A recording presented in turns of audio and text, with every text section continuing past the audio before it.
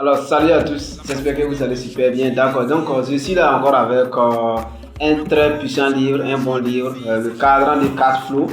Voilà, le cadran de cash flow de Robert Kiyosaki. Voilà, mais avant que je vous donne un point très nécessaire, très capital concernant l'investissement, dans ce livre, voilà, je vais vous inviter à abonner, à liker, à partager aussi, ajouter aussi la vidéo à votre favori pour permettre à d'autres personnes de voir, pour retrouver la vidéo encore une fois de plus. Parce que ces genre de vidéos, ces genre de points forts des livres aussi peut vous aider aussi à cela aussi, à votre entourage aussi. Donc, pour passer à l'action, et dans cette partie, Robert Kiyosaki parle de jeu de Monopoly. Le jeu de Monopoly. Robert Kiyosaki parle de jeu de Monopoly. Ici, ça m'a beaucoup très plu parce que c'est le jeu de Monopoly, ça concerne l'investissement. L'investissement, comment est-ce que vous pouvez investir. Voilà, ça concerne aussi les différentes sources de revenus. Je vais lire la partie, l'exemple qu'il a pris et que nous tous, on va analyser ensemble. Raison pour laquelle je vous demande de partager la vidéo, de vous demander de liker pour ne pas rater aussi d'autres vidéos parce qu'il y a d'autres vidéos très puissantes qui vont venir avec les points nécessaires, les points très capitaux des livres. Si vous avez déjà lu aussi ce livre, le cadran de cash flow de Robert Kiyosaki et que vous n'avez pas fait très attention à partir de cette partie, je vous recommande aussi d'aller faire très attention et vraiment mettre en application le jeu de Monopoly. Voilà, moi en tout cas ça m'a plu beaucoup, j'ai commencé à réfléchir, j'ai commencé à mettre le jeu de Monopoly. C'est très facile quand vous allez lire même pour arriver très devant. Voilà, on explique ça très bien. Il y a beaucoup d'enseignements très nécessaires dans ce livre. Mais c'est choisi donc de partager voilà, cette partie avec vous. Donc, le jeu de Monopoly est un jeu de cash flow. Quand vous allez commencer à lire le livre, il va donner la définition de cash flow, c'est quoi?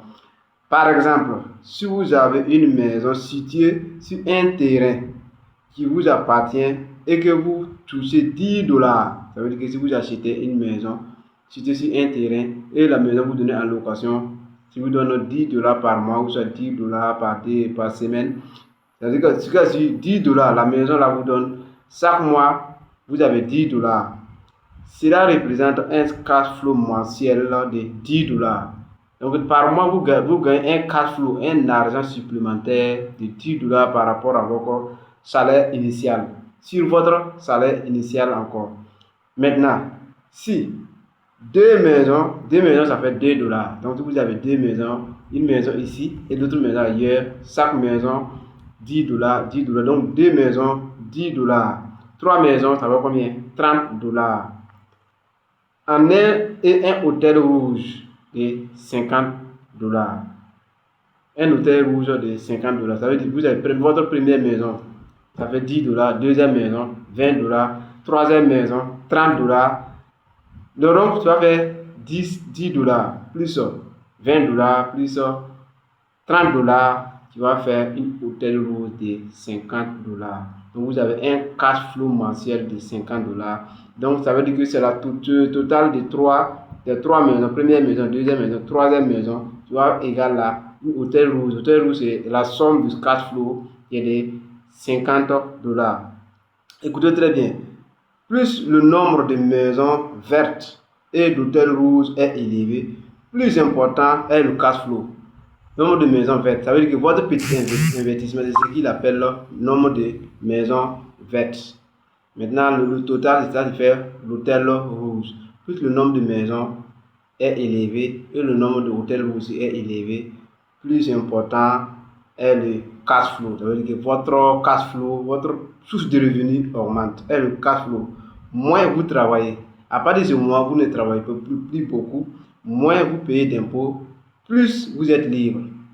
Raison pour laquelle dans ce livre, je explique pourquoi les riches ne payent pas beaucoup d'impôts.